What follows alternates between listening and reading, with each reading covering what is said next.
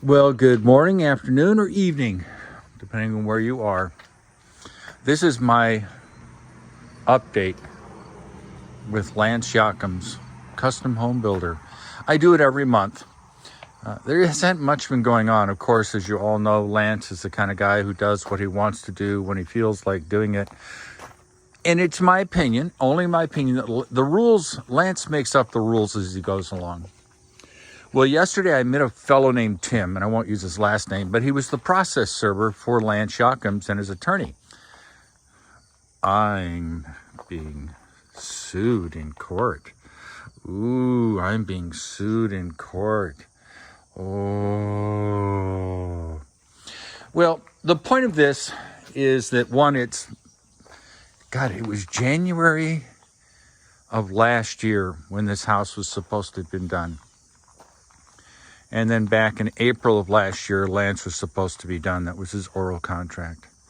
And then in November of last year, Lance did another second written contract that said he was going to be done. And now it's July 9th. I've lost track of how many months it's been. Pretty soon it'll be 2 years that this house should have been done, hasn't been done. And nothing has really changed. Lance continues to refuse to do the siding. He refuses to finish the interior where there are doors that are out of alignment. But that's Lance. I mean, anybody who knows Lance knows that that's his style. So how does this process server, Tim, who served me with this notice about going to court, how does that fit into the concept that Lance does what Lance wants to do, and it doesn't depend upon the rules or the agreements of the contract? Well, it's fairly simple. The contract that I had with Lance, the first one, the January one, said that we could not go to court. We couldn't go to court. It says it in the contract. We've been through mediation, which is the first step, which Lance has refused to follow. And we have now jumped to going to court. So the result is, according to Lance's contract, the one that I signed with him, we cannot go to court. We should have gone to arbitration, which is the Metropolitan Builders Association step.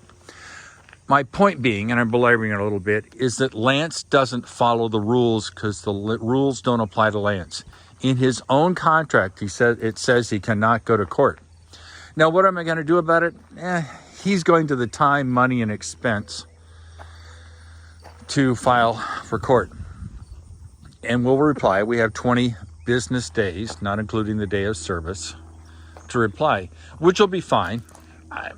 My attitude is I don't mind going to court.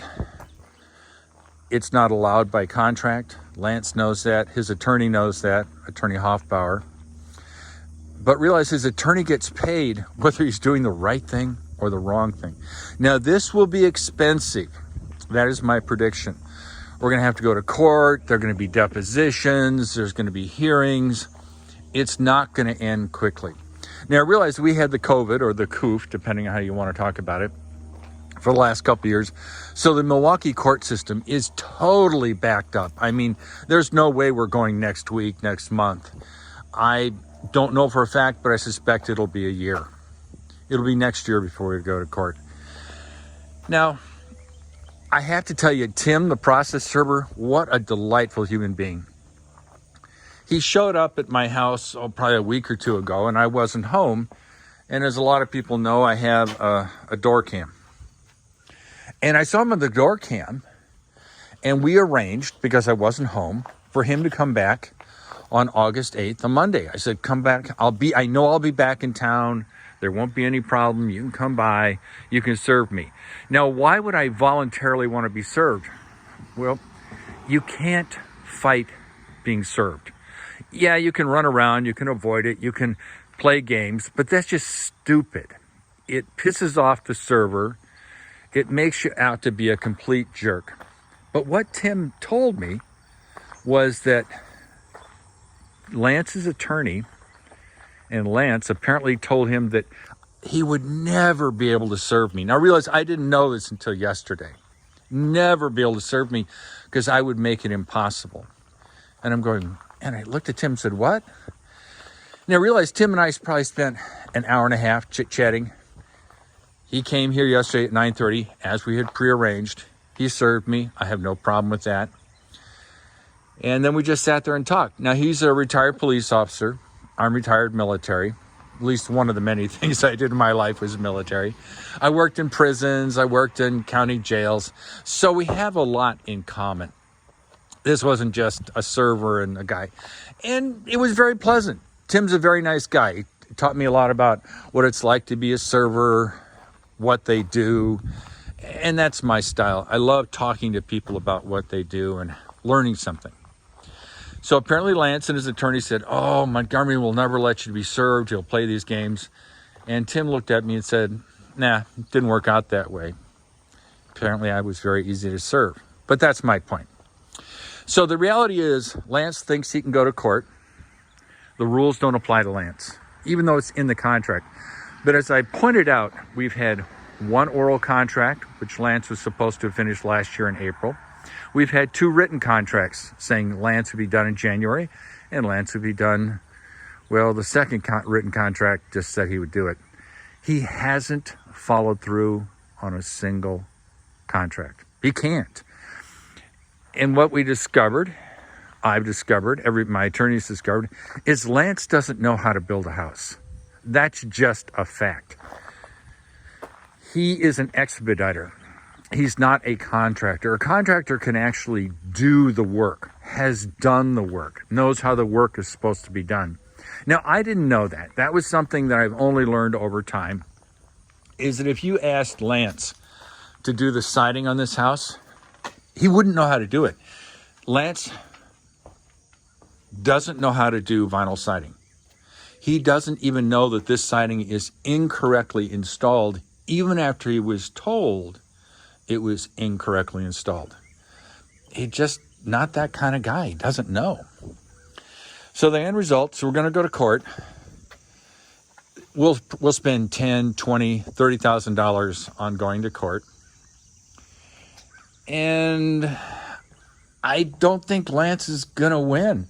I think the judge or jury, if that's an option, is going to look at what's transpired, because I get 20 days to respond to this.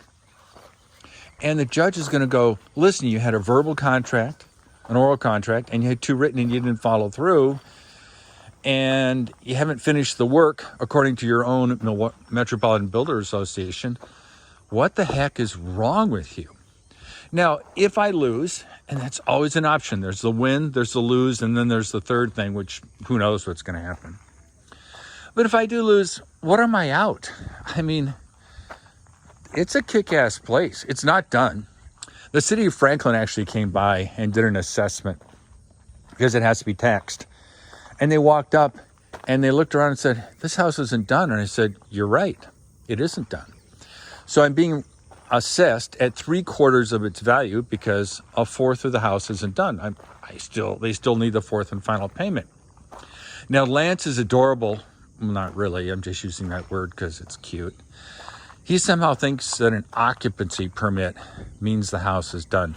He even put it in his paperwork that once the occupancy permit is issued by the permitting authority, that by definition means the house is done. Well, if you talk to any permitting authority like the city of Franklin or someone else, they'll tell you, no. Because you have an occupancy permit does not mean the house is done. It means the house is legal to occupy. They can be the same thing or they can be different things. Occupancy permit in the Midwest, at least in my city, means that you have heat, you have water, and the place is insulated to there's a minimum standard. It does not mean it's done.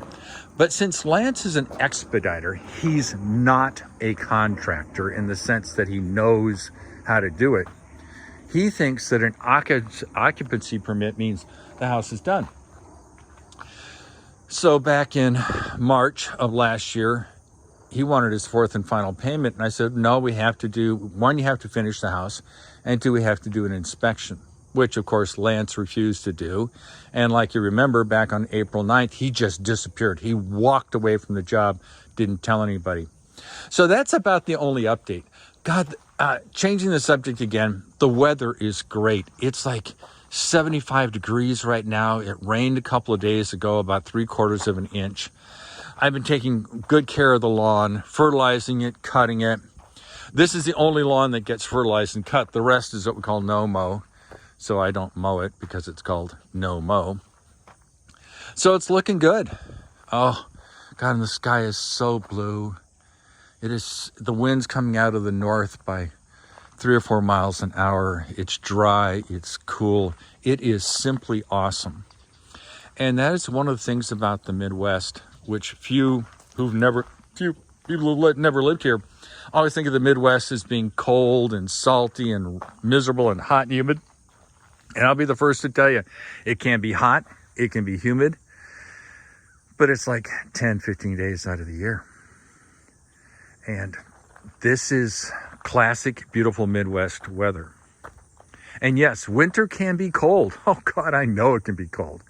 But I have a garage, so who cares? I have a nice house that's well insulated and heated and cooled, and it's very delightful.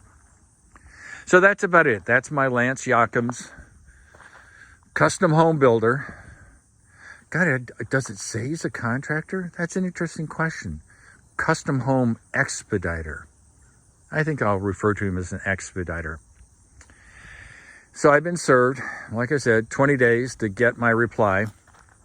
My attorney will do the first draft. He's going to send it to me in an editable format so I can plus up those areas that need being plussed up.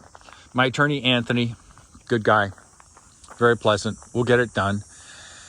And the interesting part of this journey will be, how long does it take to actually get to court? Many times judges will look at the filings and go, you two parties, defendant, plaintiff, need to sit down and work it out because they're not going to get involved. This is a civil issue.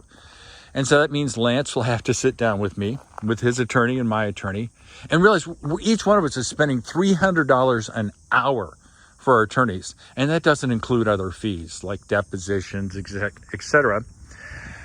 So the end result, this is my prediction. I'm willing to make a prediction here as of August 9th, 2022, that Lance and I individually will spend more money than is left in the fourth and final payment. And the fourth and final payment, probably 42 grand. I'm not really sure.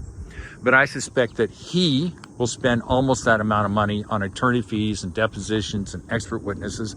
And I will, of course, spend approximately the same. The end result is we'll both lose. He'll still have to finish the house. And this all could have been avoided almost 2 years ago. All he had to do was finish the house. But he got a bee in his bonnet. He got a burr up his behind. And the end result is we're sitting here. Now, everybody I tell who says, they say, hey, hold your ground. I'm in a situation where I can do the right thing because I don't care. I don't have a wife, a family. People are saying, hey, we need to move in. The house needs to be done. I can sit here with an unfinished house for years to come simply because I can live in a cardboard box. Literally, I can live in a cardboard box. I think one thing about being in the Army for 23 years and going to Iraq and all these other places is I can, and partly because of my gender, I admit it, I can live in a cardboard box, and I am fine with that. A lot of people aren't able to do that. They want the house done. They want it the way it is supposed to be. Not a big deal for me. I don't care. I'm happy with where I'm at. Life is good. So I hope everybody learns something from this. Accept service when it's offered to you.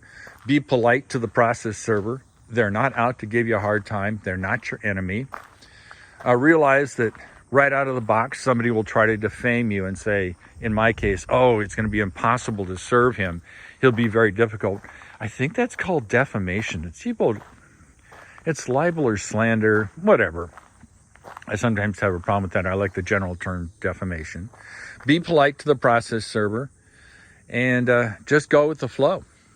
And let the truth of what's happened be your defense. So everybody have a good day. I hope you're having a good time. I'm taking Nadine, a exchange student, out for a ride in the Camaro. She is Bob and Darlene's exchange student. She wants to go for a ride in the green car, and it'll be fun. It's a great day. It's cool. The roads are dry. It's going to be great. And then I assume Elena will want to go for a ride, and probably Darlene and Bob, and it'll be fun. So everybody have a good day. I love you all. Talk to you later. Bye.